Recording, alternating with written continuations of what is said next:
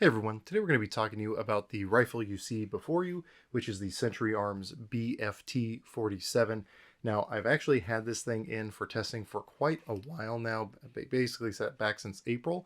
However, if any of you have been paying attention to global events, the cheap 7.62x39 ammo that we were all accustomed with really started disappearing, and so it took me a little bit longer to accumulate the spare ammo to be able to put through this thing that I did. So hence why it's taken me so long to get to it. But this thing is now just over 1,000 rounds. We've done quite a bit of testing with this thing. We did some accuracy testing with this thing, and hopefully we'll be covering all that in this video. If you guys haven't seen it, I did do a 5,000 round test of the predecessor to this rifle, the Visca, the VSKA from Century Arms. That thing did really, really well through the 5,000 rounds. However, if you saw that video, you know that there were some slight critiques that I had surrounding that rifle, and Century Arms listened to myself and pretty much everyone else out there and made a lot of changes going from the Visca to the BFT47, and we're definitely going to be covering all of those changes and whether or not I think that's an improvement or a setback. But spoiler alert, I think in a lot of ways they made a lot of improvements. So before we get too deep into it, let's go ahead and cut in some shooting footage to see this thing in action, and then we'll start digging into the details of this rifle.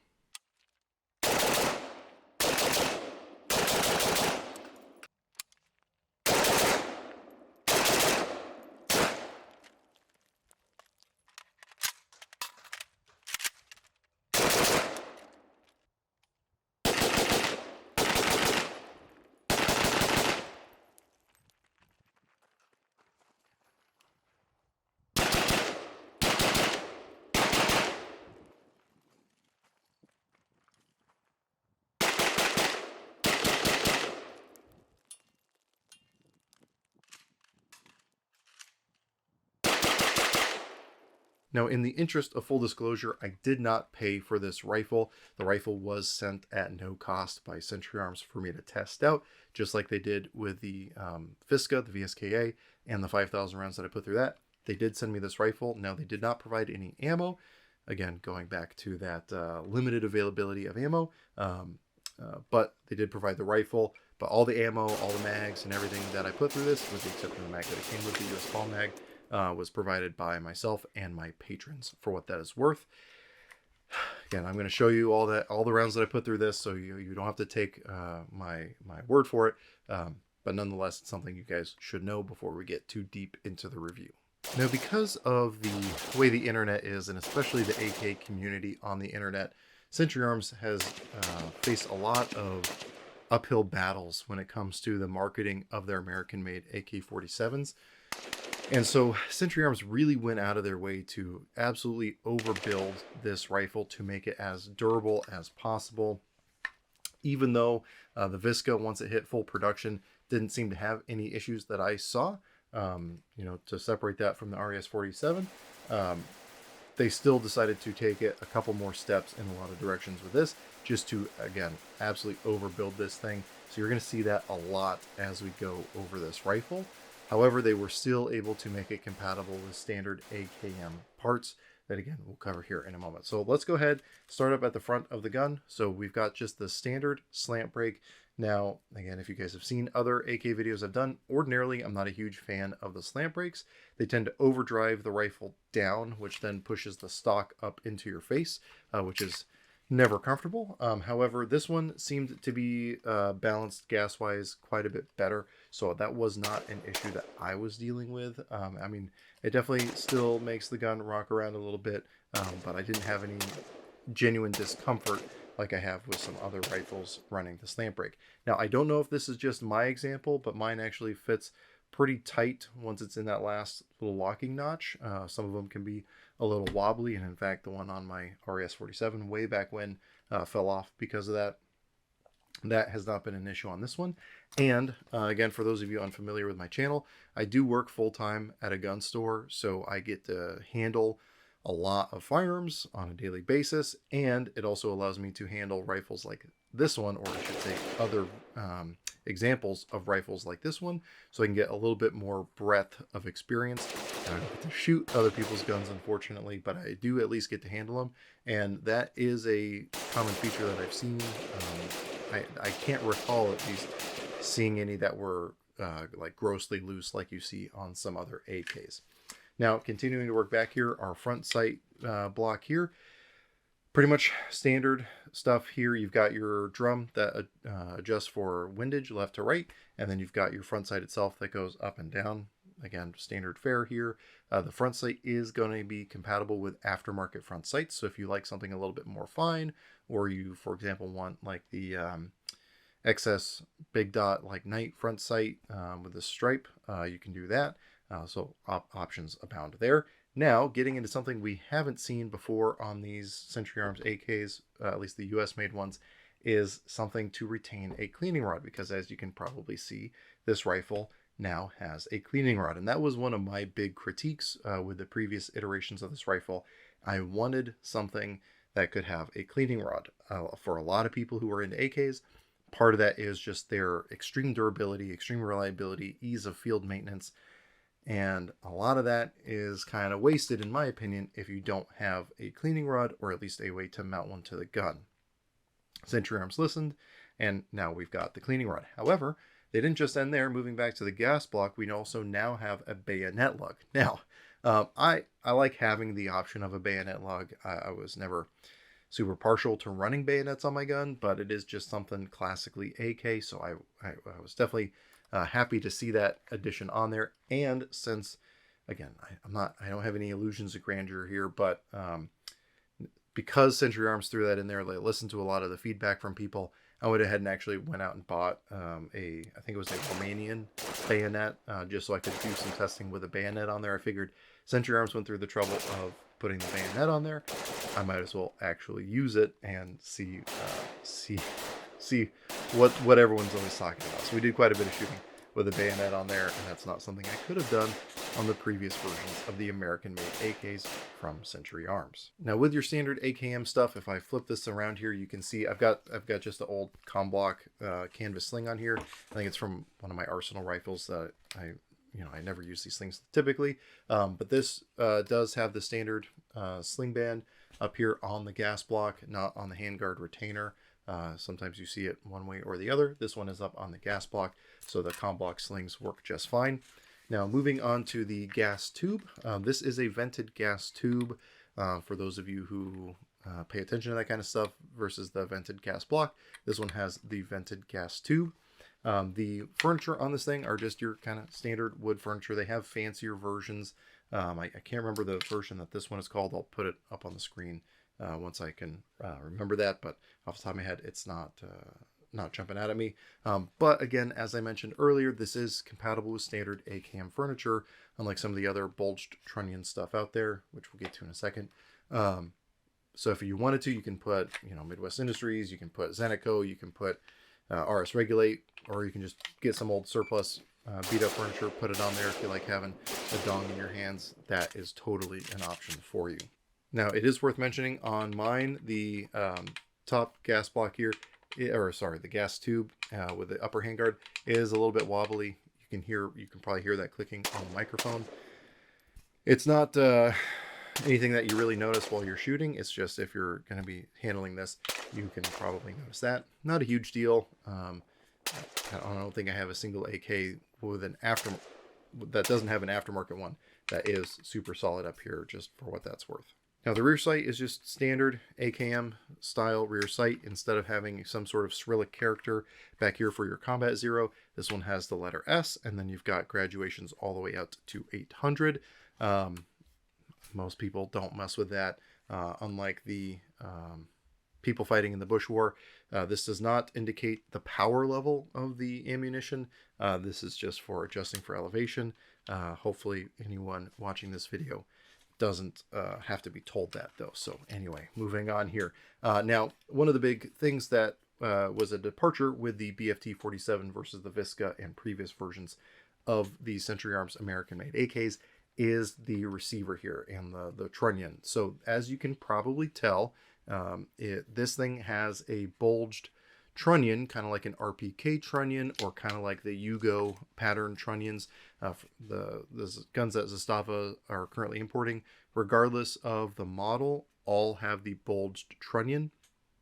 I've heard a lot of different reasons for it. Obviously, again, they do that on the RPK, I guess, to just be a little bit more robust. However, one of the things that Century Arms did, in addition to bulging it, is actually double riveted. Typically, when you look at the bulged trunnions, they only have the single rivet.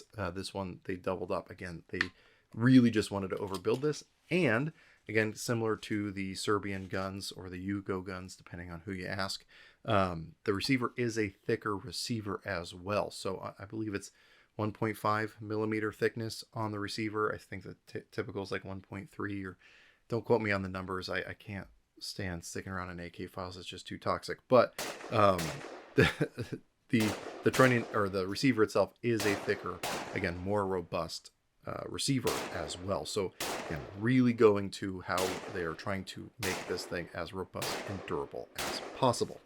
Now, the dust cover is just a smooth dust cover. There's no ribs or anything like that. Again, I think 99% of people don't really care. It's just the people who, again, spend too much time on the internet who start to read a little bit more into that. Some people are going to want to swap this out with a, some people like to do the railed dust covers like the Texas weapon systems, or possibly some other ones coming to market soon. But again, 99% of people just don't care and don't pay attention to it. Now, one of the other big additions, if I flip this thing around here, that Century Arms made in listening to feedback from myself and others, is the addition of an optic rail here on the side. Now, I did try this thing out a little bit. I try to shoot this thing a lot with irons because it's kind of the classic wood AK, so I wanted to shoot it in that configuration. However, I did do some shooting with some of the Midwest Industries side mounts, both for a red dot and then as well for a 2X prism when I was doing my accuracy testing of this. But having that addition there is very, very welcome.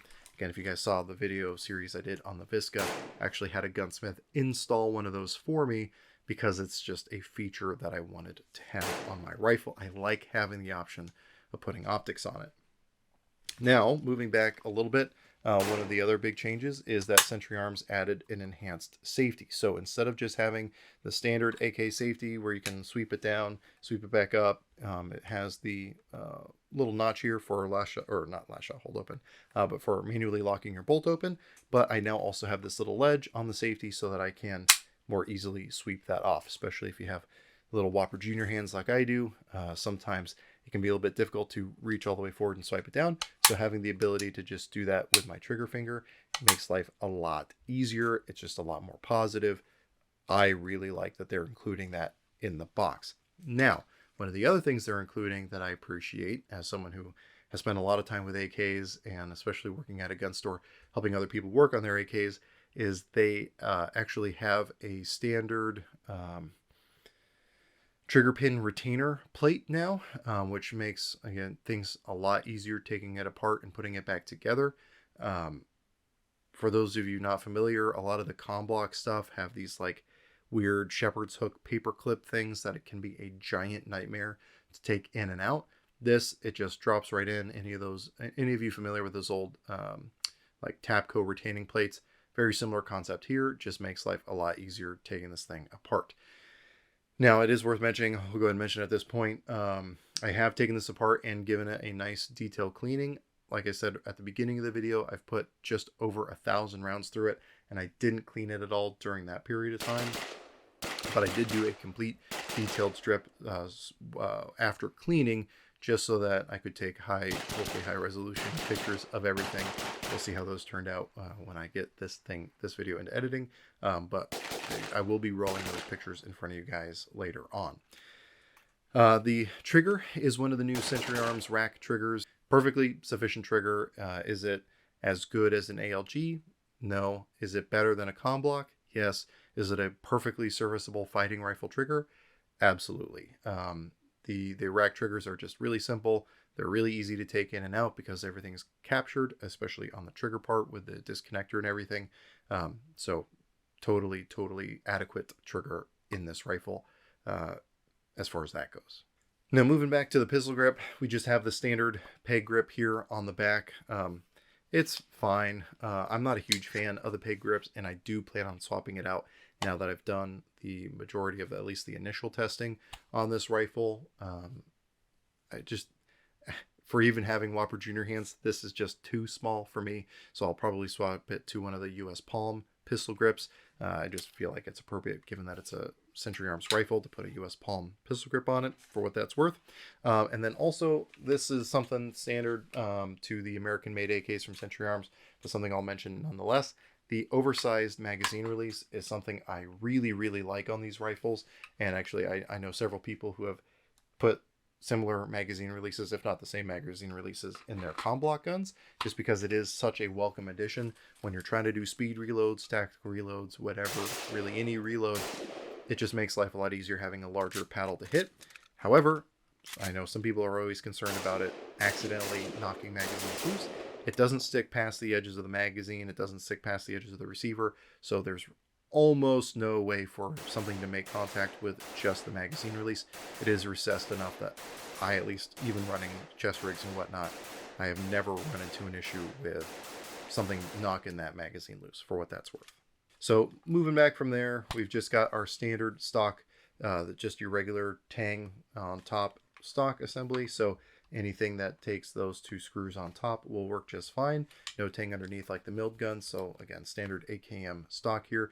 Now it is worth mentioning, even though they added the cleaning rod to the front of the rifle, there is no trapdoor back here for one of those little cleaning kits. We'll cover my kind of nitpicky critiques towards the end of the video, but again, if beggars can be choosers, if we could add a trapdoor there for a cleaning kit to go with the cleaning rod, perfect. I would really like that. Now, so with all the external stuff covered, at least as far as I can remember, did I miss anything? I don't think so. With all the external stuff covered, let's roll in some more footage of this thing in action, and we'll talk about the internals of this rifle.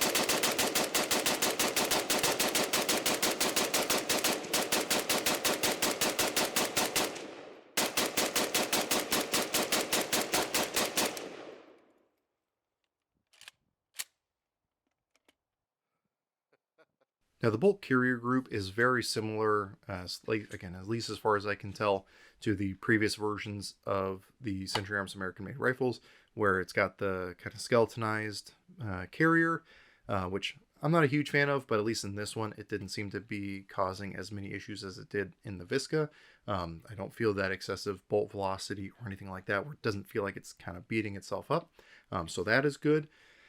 And just as before, all the important internals, whether it be the front trunnion being forged, like all that stuff is way more robust. Again, I know in the Visca they were using S7 tool steel for stuff like that. I don't know if that's what they're still using, but as you'll see from the pictures that I'm going to start rolling in here, the internals on this thing look phenomenal.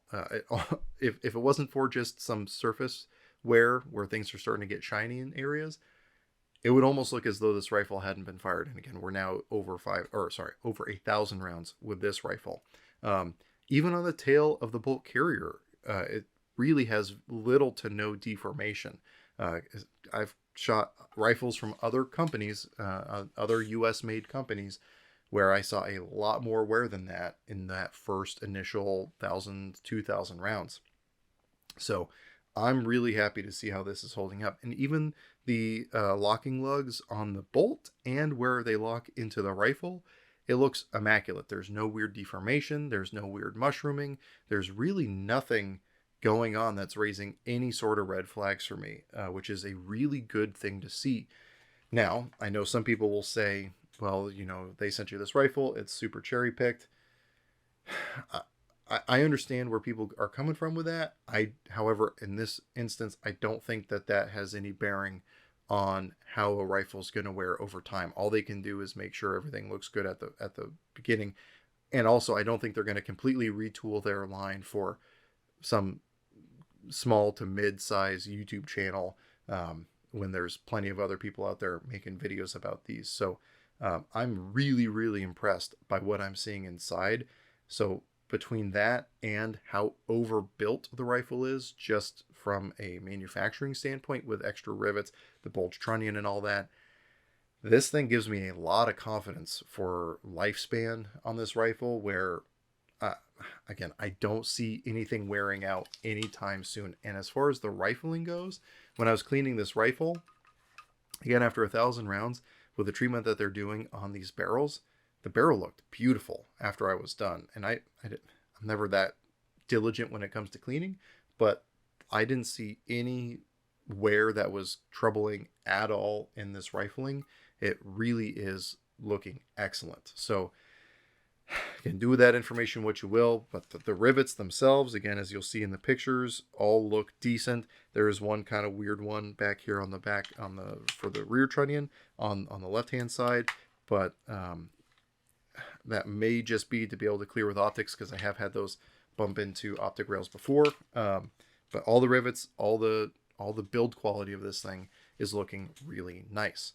Now, the one thing, though, that I'm still not a tremendous fan of, even though I think it is objectively better, is the finish that they're using. It is like a phosphate style finish, which is extremely durable. I have, again, been testing this thing since April, so that's about 8 months now. This thing's been out in the rain. This thing's been out in the wet. This thing's been out in the sun, and I've done no maintenance in between when I first got it. Just greasing it up, because these things are super dry when they come out of the box. Just the initial grease up, and then the cleaning that I did with this thing last night. And I'm not seeing any weird rust spots or anything going on at all on the finish. So this is a very resilient finish. But as someone who loves AKs, there's just something about that more just plain painted finish. Again, it's probably, well, it's not a probably, it is objectively worse. Like I have 2 Arsenal rifles, and both of those have had issues with that paint finish allowing rust really, really easily. This thing has been through a lot more damp wise than those 2 rifles, at least without maintenance afterward. And this thing is showing none of that. So it is objectively a good finish, which goes along with the durability that they're trying to build in this rifle. It's that aesthetic thing, though. But I really, that's not a fair thing, I think, to complain about when it is, again, a better finish. The only other potential critique here is, again, a side effect of overbuilding it, and that is that it's just a little bit of a heavier rifle. Because of that reinforced trunnion, because of that thicker receiver, this is a heavier rifle. However, I think to most people, it's not going to be that noticeable. And when you're getting into AKs, you know you're getting into a heavier rifle to begin with. So to me, again, that's not that huge of an issue. It's just something that goes along with being an AK owner. So now that we've covered a lot of that, and hopefully you guys have seen all the pictures of how this thing is doing internally, let's go ahead and talk about what my experience has been with this. And we'll start with the accuracy. So I did do some accuracy testing with this, and this was the last of the ammo that I put through it to get it just over 1,000 rounds. And I, again, didn't do any cleaning. I don't think it would make a huge difference in this rifle, but just to let that be known. And again, I was running a 2X Cyclops Prism sight from Primary Arms on a Midwest Industries mount, just to give myself a little bit more consistent of a sight picture. But let me go ahead and grab that target that I was shooting, or I'll just roll the pictures in. I was getting, including flyers, about 3-ish MOA, 2.5 to 3 MOA. Now, the groups I'm shooting are at 50 yards. However, the calculations you'll see attached to each one takes that into account as far as calculating the MOA of the groups. If you guys follow me on Instagram, you know that the Tula ammo that I was shooting was improperly labeled, and that probably accounted for that weird inconsistency where I had a really tight 3-shot group, a really tight 2-shot group in the same 5-shot string. It would have been nice if I could have smushed those together. Again, I don't know if how much of that was Tula, how much of that was me. Would I have done better with a better rest setup, maybe more magnification and a nicer trigger? Maybe. The thing though is, again, calling this thing about a 2.5 to 3 MOA rifle, first of all, totally serviceable for an AK. That is A-OK to me. But even if the rifle was, say, a 1 MOA gun, if the ammo is a 3 MOA ammo, then, you know, you're never going to get sub-MOA groups out of this thing unless maybe a hand load. But I would feel comfortable calling this thing a 2.5 to 3 MOA gun, which, again, for an AK, perfect. That's all I can ask for.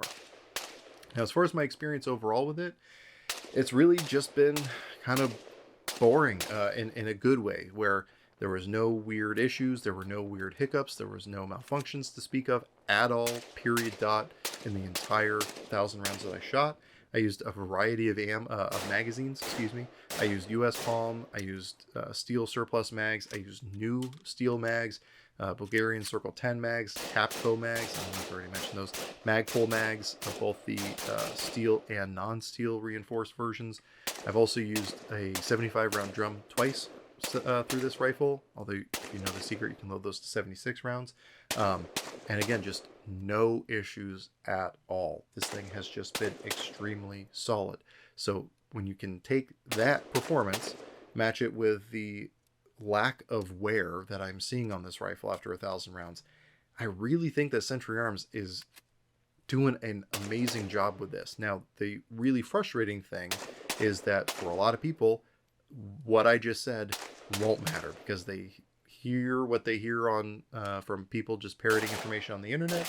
They read on Facebook groups and forums about how terrible Century Arms AKs are, and they'll completely ignore, and I've literally had people say this in comments, that it doesn't matter how well a gun performs, because it's a Century Arms gun, that's the end of it right there, which just shows the immense amount of cognitive dissonance that people have. And even though Century Arms is doing absolutely everything they can to kind of reinvigorate their name and reputation and building quality guns at a fairly reasonable price, you can get these for under $1,000, at least in today's money. A lot of people just won't give them the credit that they deserve, and I think that's really unfortunate. And I think eventually people will start to catch on, but unfortunately the internet is a fickle place, especially the AK community. So anyway, for what that's worth, I'll try to get off my soapbox now. But again, to wrap it up, I think that this is just a really, really excellent option. And if you want something you can just get and kind of forget about, and not have to worry about maintenance, not have to worry about durability, longevity, checking parts, I think the BFT47 is 100% worth looking into. Now, again, I want to say thanks to my patrons for helping me make a video like this one possible. While Century did provide the gun, again, the ammo and the mags and everything that I used in this rifle along the way was paid for either by myself or the supporters that I get over on Patreon. So because of that, I post all my content over there early. We also do some exclusive content, but you can check out the link down below for more information on that.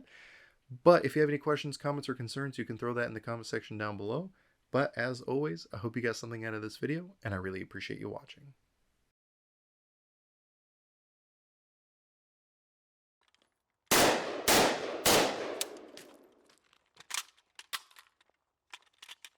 Aw. Let me do that.